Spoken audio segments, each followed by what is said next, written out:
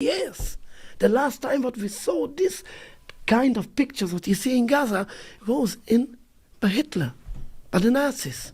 I will come back. I will open it with this key. Yes, this is the feelings of the Palestinian people. People like me and my friends, you will never see even a single picture in the media. Okay, good to go, Yasin? Okay.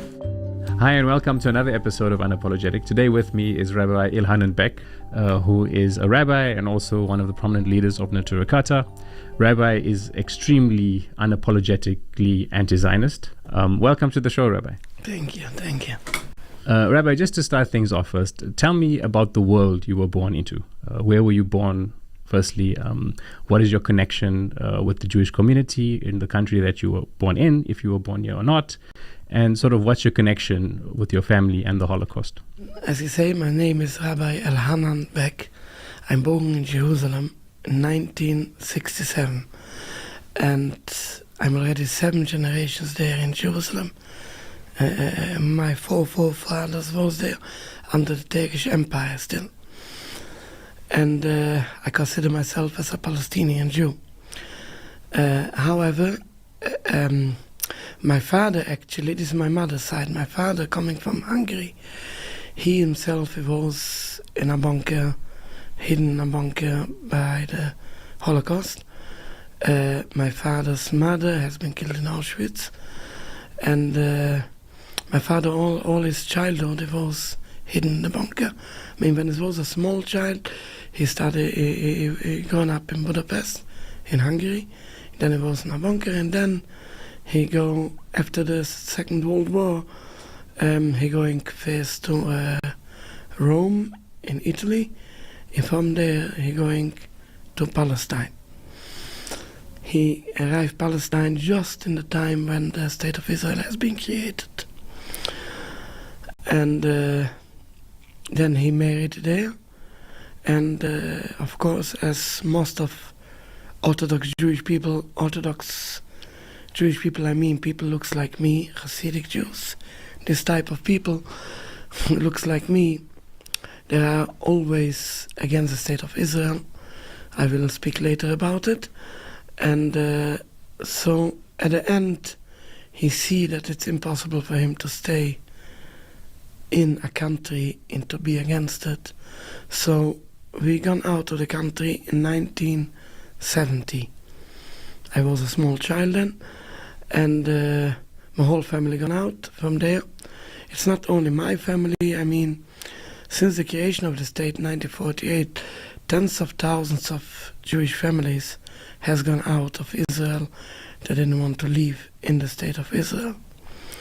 I will come back to this point later. When you say tens of thousands of Jews have left, is it mainly Jews that look like you? Yes, yes. So, but I mean, I'm guessing other Jews have also left, those who are more secular. I don't know about the secular Jews. However, when I'm speaking, usually, I speaking people looks like me. Okay, the Orthodox Jews, yeah. Yes, Orthodox Jews.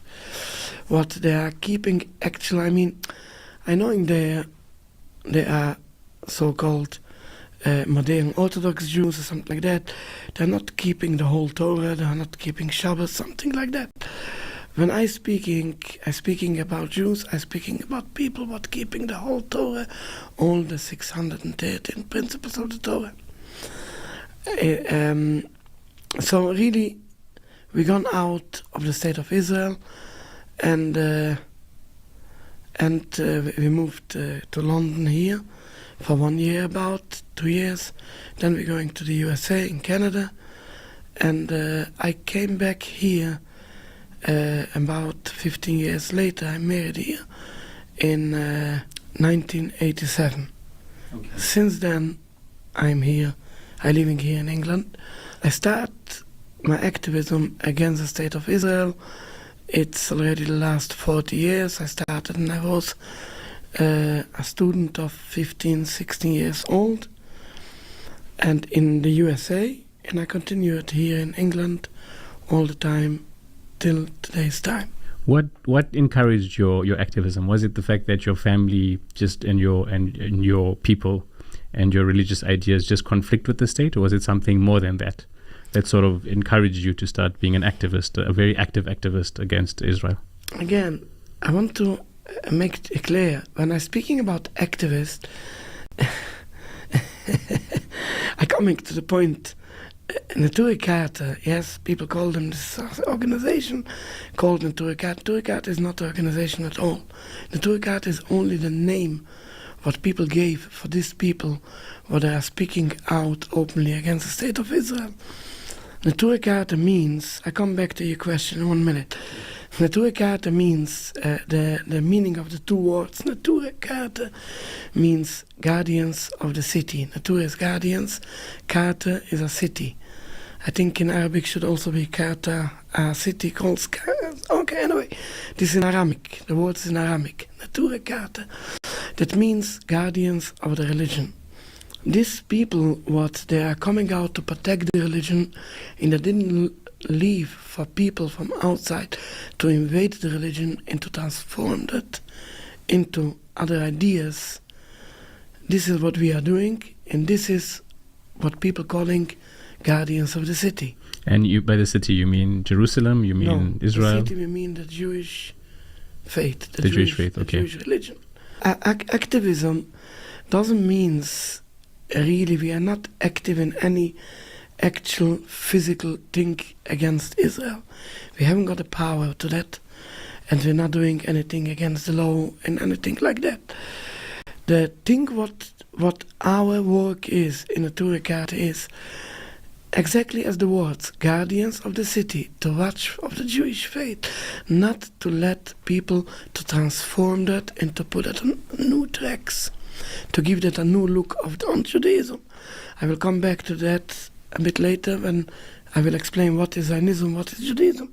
Okay, I mean, you've mentioned Naturekaart. Just break down for me, as someone who doesn't understand everything about Judaism and all the various parts of Judaism. There's Haredi Judaism and Hasidic Judaism, and there are people who look like you who support Israel, the Shabbat Lubavitch. Can you just kind of explain to me and our audience where they all fit into each other and how do they come into existence? Yeah, look, I prefer better to speak better to explain what is Judaism, what is Zionism, why we are against Zionism, and then we will come to the point what is about absolutely. All these type of sects, about the sects. So, activists against the state of Israel, that means to keep people on the right track. And I will try to explain that from the beginning. What is Judaism? Judaism is a religion. It's not a race. It's not it's not a nationality. Judaism is a pure religion. Judaism is a religion. Have nothing to do with any race, with any nationality. There can be a white Jew, a black Jew, an Indian Jew, a Japanese Jew, a Chinese, no difference. Everybody who keeps the religion, he converted to Judaism, he's the same Jew as me. Anybody who gone away from Judaism, he doesn't believe in the 13 principles from Judaism, even not he doesn't believe, he's not clear. He's not clear in one of these 13 principles, he's not considered as a Jew. He can call himself whichever name he wants. He can have a strong power, he can have a strong country, he can give the name of the country a Jewish country, he can say whatever he wants, but he is not. Judaism is a pure religion. If you keep the religion, you are Jewish. If not, you are not Jewish. Full stop. So where does the idea of a Jewish people come from then? God chosen for 3,500 years ago the children of Abraham, Isaac, and Jacob. He is not chosen only the Jewish people. He asked, according to our Torah, he asked all the nations of the world if they want to accept the Torah. And everybody rejected. Only the Jewish people agreed to take the Torah and to keep all the commandments of the Torah. So God chose a people to serve him closer. And when I touch this point, I want just to clarify. People asking many times, what means that? Chosen people, what is that? You are the kings, everybody is the slaves, you will kill everybody, you will be the only people on the world. What is that, chosen people? So I want to clarify this point. Chosen people doesn't mean we are kings, everybody the slaves and something like that. We're coming with power to take over the world. Completely not. Chosen people means God chose people to serve him closer, to be closer to him. For all the people in the world, God gave 7 laws of Noah. For the Jewish people, he gave 613 laws. So God didn't ask for everybody to be Jewish. Who is wants? We haven't got a missionary system anyway to bring in people into our religion at all. We just keep our religion as it is. But however, if somebody wants to convert, he's the same chosen as me. When people asking me chosen people, I say that firstly, you can be the same chosen as me. If you decide to convert and to keep this religion, you are the same chosen as me. It's not God chose this race. God chose this religion. These people were keeping the religion. Everybody who joined this religion, he's the same chosen as me. Everybody who gone away from this religion, he's no more a part of the chosen people. Now, again, what was your question? The question was, does every single Orthodox Jew agree with you? Because I'm sure there are Orthodox Jews who dress like you, who do support the state of Israel. So what is their ideas and what is their theology? We come back to this point. Now we come back.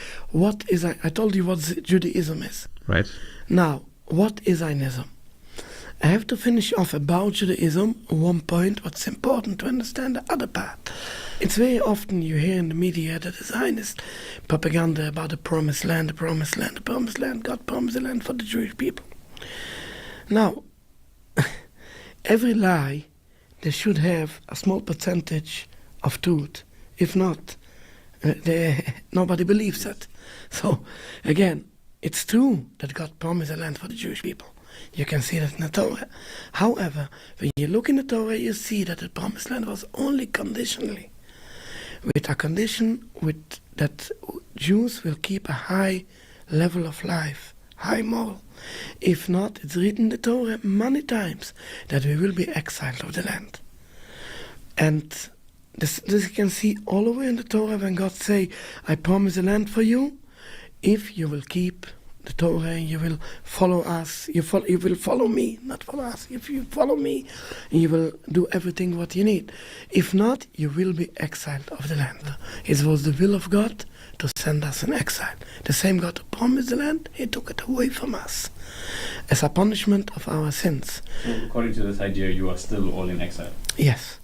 Since then, we are still in exile, and God besworn us with 3 oaths, not to rebel against the nations, not to go up in mass to the Holy Land, and not to push the coming of Messiah.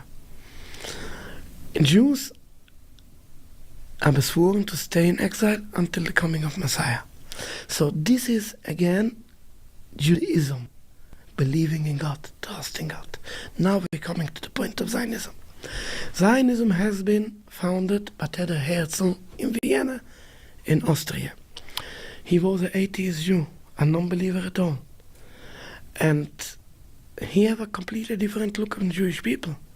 He don't believe in God, he don't believe in the Torah, and of course he don't believe in the exile. He just look what's going on here. Jewish people are in exile. We have to organize ourselves. What should the English people do when they are in exile? They have to organize themselves, building a country, find a place where to build a country, a strong country, an army, and so on. That is the look of an atheist Jew. Somebody who's a non-believer. Why we should stay in exile? He don't believe in God. He don't believe in the exile. He don't believe in anything. So why we should stay in exile? We have to organize ourselves. This is the seeds of Zionism. So as you can see, that Zionism, from the very beginning, from the root, is don't believe in God. Don't trust in God. Why you stay in exile? We have a reason why to stay in exile. Because we believe in God. We are believers. But they are not believers. They don't believe in God. So are you saying that all Zionists are not believers? 100%. I will come later, I will come now to the religious Zionist sects. But Zionism, 100% is built up on mistrusting God. Don't trust in God, don't believe in God.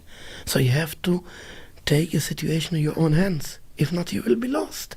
This is very simple to understand if somebody is an unbeliever. But if you are a believer, going out of exile by force is a rebellion against the Almighty. God send you in exile. Stay in exile. Wait for the coming of Messiah. Yes, if you have a child, he's bad, and you told him, look, I punish you, stay in the corner for 10 minutes. He coming out. What means that? Rebellion. Couldn't care less about you, about your punishment. I do whatever I want. Yes, this is exactly what Zionism is. God send us in exile. They say, no, we don't want to stay in exile. We're going out by force. Okay, so just to be clear, are you saying that every Jewish person who is a Zionist is an unbeliever?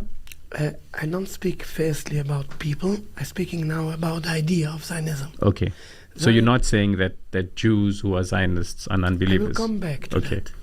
I mean, as you can understand, by Muslims, yes, if there is some movement what is not correct with Islam, or even it is strongly opposing Islam, yes, but people, for some reasons, they get confused, and or for some reasons, for money or something like that, they cooperate with them or something like that.